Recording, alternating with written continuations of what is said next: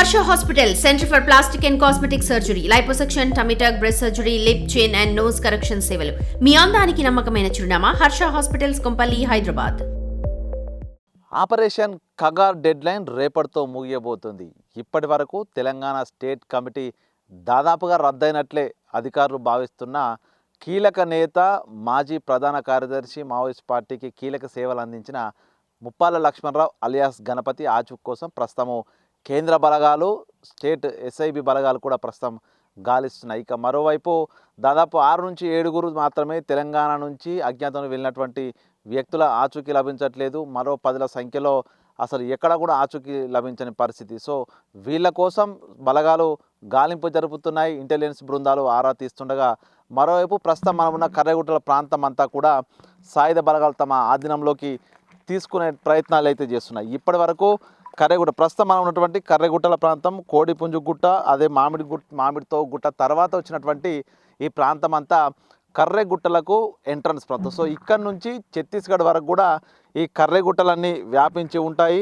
So ఈ ప్రాంతంలోనే forward operating base క్యాంపులు ఏర్పాటు చేస్తూ సిఆర్పిఎఫ్ బలగాలు కంప్లీట్గా ఉంది. సో మనం చూడవచ్చు ఒకసారి కర్రెగుట్టలకు చెందినటువంటి ప్రధాన ప్రాంతం. సో అక్కడి నుంచి పామునూరు నుంచి ప్రధానంగా ఒక రహదారి నిర్మాణం జరిగింది. డోలి వరకు నిర్మాణం జరగగా మరొక రహదారి జెల్లా వరకు, పామునూరు నుంచి 4.3 కిలోమీటర్ల దూరం జెల్లా వరకు ప్రస్తుతము రహదారి నిర్మాణం కూడా పూర్తయింది. ప్రస్తుతం ఇక్కడ నుంచి ఆ జిల్లా నుంచి పూజారి కాంకేర్ అవతల వైపున ఈ కర్రెగుట్టలను దాటుకుంటూ ఛత్తీస్గఢ్ ప్రాంతం వరకు వెళ్ళే విధంగా ప్రస్తుతము తాత్కాలిక రహదారి పనులైతే కొనసాగుతూ ఉన్నాయి. ఇక రేపటిలోగా మావోయిస్టులు, మిగిలిన అజ్ఞాతంలో మావోయిస్టులకు సంబంధించినటువంటి సమాచారం దొరికే అవకాశం ఉంటే మాత్రం లొంగుబాటు చూపించే అవకాశం ఉంది. ఒకవేళ కనుక వాళ్ళ ఆచూకీ లేకుంటే కేంద్ర ప్రభుత్వము మావోయిస్టు రహిత దేశాన్ని స్థాపించే ప్రకటన చేస్తుందా, లేకుంటే ఈ కర్రెగుట్టల్ని ప్రస్తుతము సాయుధ బలగాలన్నీ ఫార్వర్డ్ ఆపరేటింగ్ బేస్ క్యాంపులు ఏర్పాటు చేసి రహదారుల నిర్మాణం కూడా పూర్తిగా వస్తుంది కాబట్టి మా కర్రెగుట్టలన్నీ కూడా నక్సల్ ఫ్రీ జోన్గా ప్రకటన చేస్తుందా అనేది కూడా ప్రస్తుతము ఉత్కంఠ రేపుతోంది. మరోవైపు లొంగుబాట్లకు సంబంధించి వీళ్ళందరికీ సేఫ్ ప్యాచెస్ ఏర్పాటు చేస్తాము, లొంగుబాటుకు వస్తే అంటూ కూడా ప్రభుత్వం ప్రకటిస్తున్న నేపథ్యం లోపల మరో 4 రోజులు ఈ యొక్క ఆపరేషన్ కగార్ డెడ్ లైన్ పొగిడిస్తున్నటువంటి చర్చలు కూడా జరుగుతున్నాయి. సో మొత్తానికైతే తెలంగాణకు సంబంధించినటువంటి అటు గణపతితో పాటు అంగరక్షగా ఉన్నటువంటి కాంతారావు, సో వీళ్ళ ఆచూకీ లభించట్లేదు.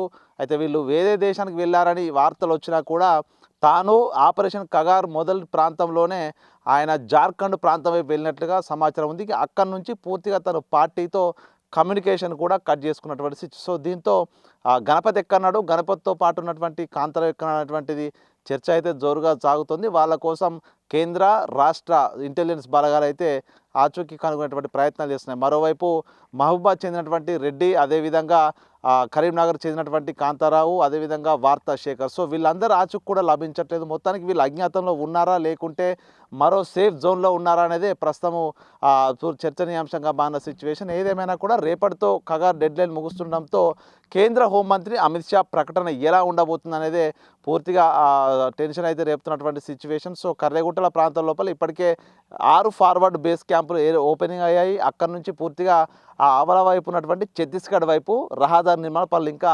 కొనసాగుతున్నాయి. సో దీంతో ఈ ప్రాంతానికి సాయుధ బలగాల రాకపోకలు, వాహనాల రాకపోకలకు కూడా పూర్తిగా రహదారి నిర్మాణం జరిపిన తర్వాత ఇక్కడ బేస్ క్యాంపును పర్మనెంట్ బేస్ క్యాంప్ ఏర్పాటు చేస్తారా, లేకుంటే ట్రైనింగ్ సెంటర్ ఏర్పాటు చేస్తారా, దీన్ని రేపటి తర్వాత కేంద్ర హోంమంత్రి కర్రెగుట్టలపై ప్రకటన చేస్తున్నటువంటిది చర్చ జరుగుతుంది. మొత్తానికి ఆపరేషన్ కగార్ డెడ్ లైన్ మరికొద్ది గంటలు ఉన్న నేపథ్యం లోపల లొంగుబాట్లు పూర్తిగా మిగిలిన అజ్ఞాతంలో ఉన్నటువంటి నక్సల్ లొంగుబాటు చూపుతారా, లేకుంటే ప్రకటన చేస్తారా, ఒకవేళ ఈ యొక్క కగార్ డెడ్ లైన్ మరో నెలపాటు పొగిడిస్తారనేది కూడా రేపటి వరకు చూడాల్సినటువంటి పరిస్థితి.